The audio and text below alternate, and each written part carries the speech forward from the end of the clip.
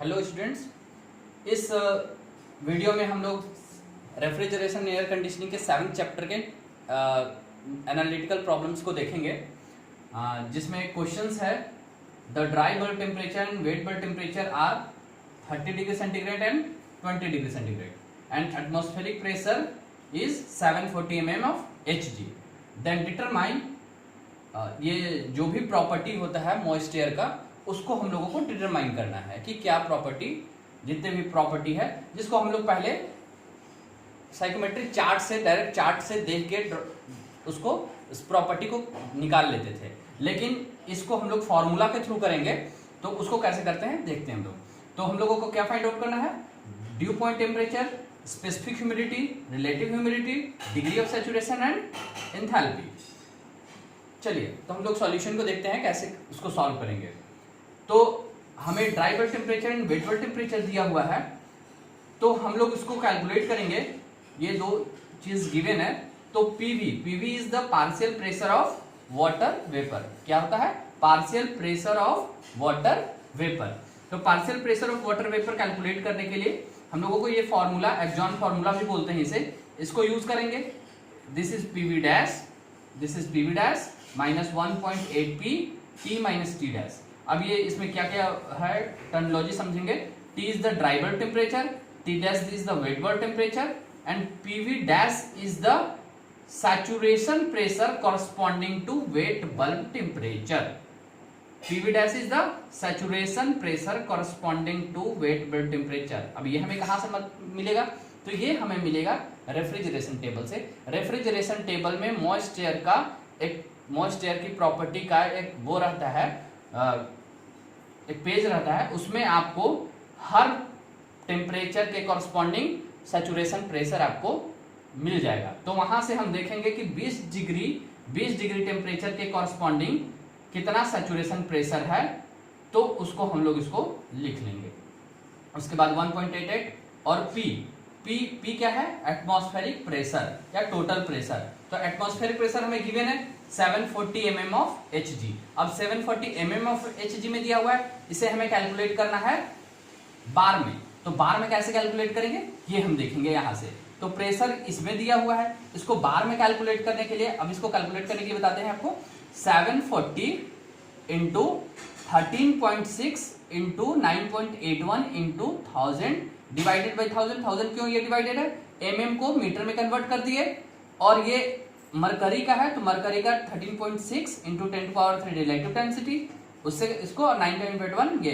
तो एक्चुअल में ये रो जी एच जो प्रेशर का फॉर्मूला होता है उसके अकॉर्डिंग इसको हम लोग कन्वर्ट कर दिए, और डिवाइडेड बाई बार में बनाने के लिए उसको 10⁵ से डिवाइड कर दिए। तो ये टोटल जब कैलकुलेट कीजिएगा तो आएगा 0.987 बार। अब ये P को हम लोग यहाँ यूज कर लेंगे, और 30 - 20 ये टेम्परेचर, ड्राई बल्ब टेम्परेचर और वेट बल्ब टेम्परेचर दिया हुआ है, इसको रखेंगे डिवाइडेड बाई 2700। तो ये आएगा PV इक्वल टू 0.01679 बार। ये और भी दूसरे बुक में और भी फॉर्मूला दिया हुआ है, उसको भी यूज कर सकते हैं। तो इसमें सबसे पहला क्वेश्चन था डी पॉइंट टेम्परेचर। तो ड्यू पॉइंट टेम्परेचर क्या हो जाएगा? 15 डिग्री सेंटीग्रेड। अब ये 15 डिग्री सेंटीग्रेड कहां से आ गया? तो जो ड्यू पॉइंट टेम्परेचर होता है वो हम देखेंगे कॉरस्पॉन्डिंग पार्शियल प्रेशर, जो कॉरस्पॉन्डिंग पार्शियल वाटर वेपर का पार्शियल प्रेशर होगा, उसके कॉरस्पॉन्डिंग सैचुरेशन टेम्परेचर कितना है, वो वही होता है ड्यू पॉइंट टेम्परेचर। दो बातें आपको समझा रहे हैं बहुत अच्छे से, इसको ध्यान से सुनिएगा।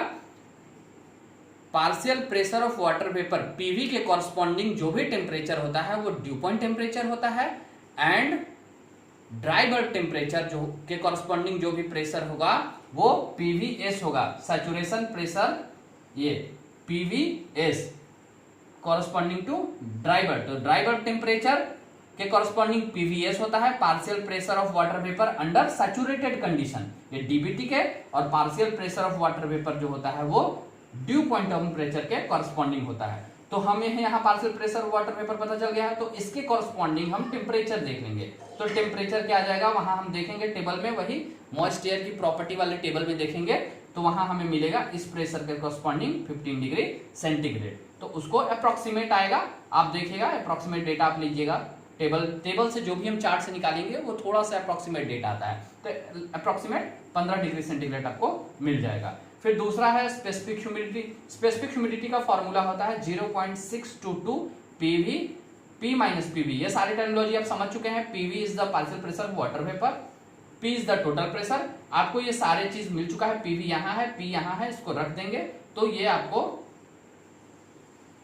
आंसर इसको सॉल्व करने पे आ जाएगा। आप इसको सॉल्व कीजिएगा और देखिएगा आ रहा है कि नहीं। ये होता है स्पेसिफिक ह्यूमिडिटी।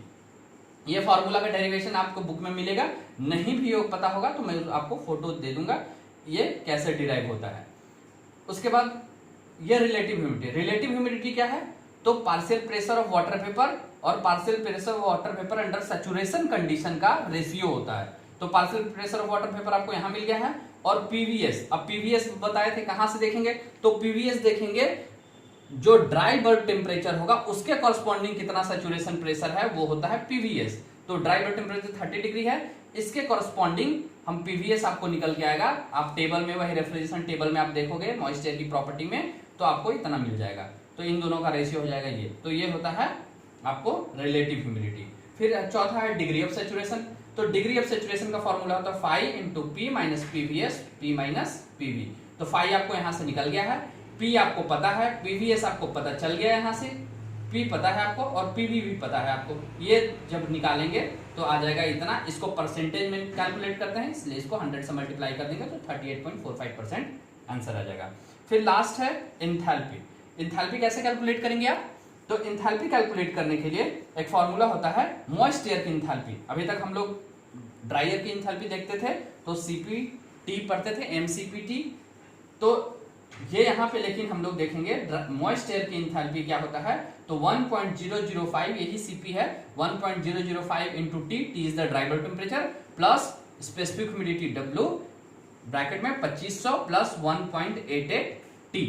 ये टी क्या है? Dry bulb temperature.